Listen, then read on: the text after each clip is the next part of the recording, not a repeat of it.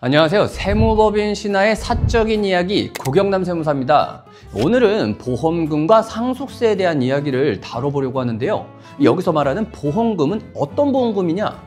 바로 생명보험에서 다루고 있는 사망보험금이 되겠죠.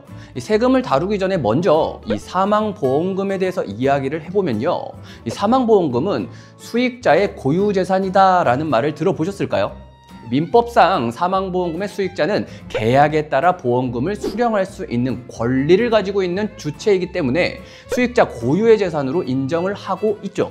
따라서 돌아가신 분의 빚이 많아 상속 포기를 한다 하더라도 대부분은 수익자가 사망보험금을 수령하는데 문제가 없습니다.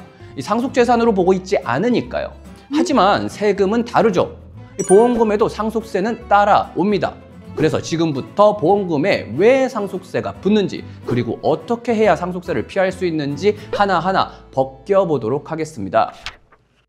우선 상속세의 취지를 한번 살펴봐야 하겠죠. 자, 상속세, 무상으로 이전되는 금전적 가치에 대해 세금을 부과하는 제도입니다. 이걸 다시 직관적으로 표현해 본다면 네 돈으로 만든 재산이냐, 본인 외 남이 만들어준 재산이냐, 이 두 가지로 구분해서 남이 만들어준 재산에는 상속세를 부과하겠다라는 뜻이 되겠죠.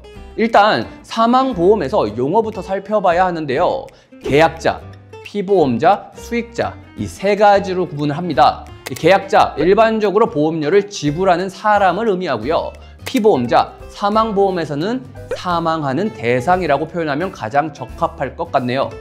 마지막으로 수익자는 피보험자의 사망에 따라 보험금을 수령하는 사람이 되겠죠. 그럼 예를 들어서 아버지가 사망보험금 1억 원을 수령할 수 있는 사망보험에 가입을 합니다.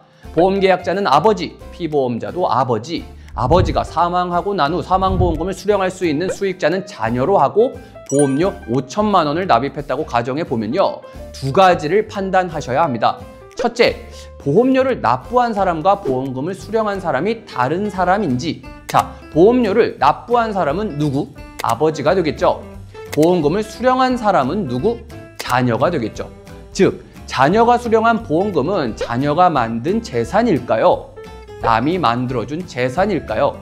남이 만들어준 재산이 되겠죠. 따라서 다른 사람으로부터 무상으로 금전적 가치를 얻었으니 상속세가 부과되겠죠.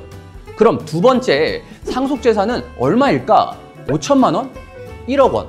자, 자녀가 상속이라는 사건으로 수령하는 금액은 얼마?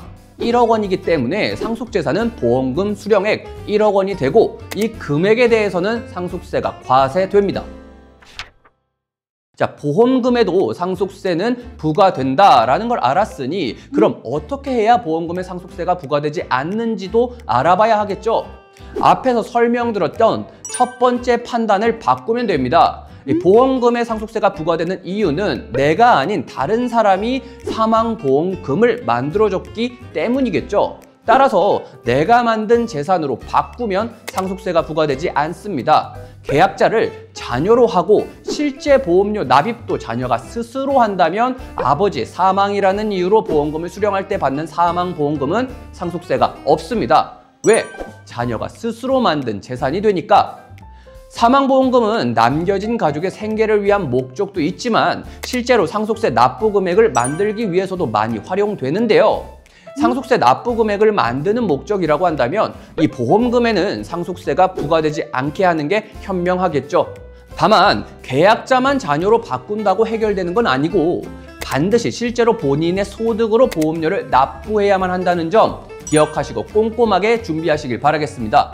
지금까지 세무법인 신하의 사적인 이야기 세무사 고경남이었습니다.